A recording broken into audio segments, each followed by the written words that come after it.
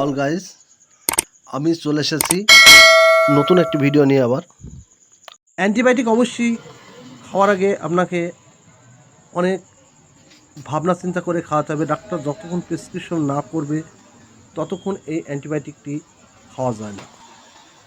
অ্যান্টিবায়োটিকটি ঠান্ডা, জ্বর ইত্যাদি অ্যান্টিবায়োটিক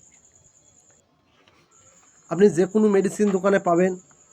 অবশ্যই এই মেডিসিনটির নাম হচ্ছে মনোসেপো, এর কোম্পানি অ্যারিস্টো।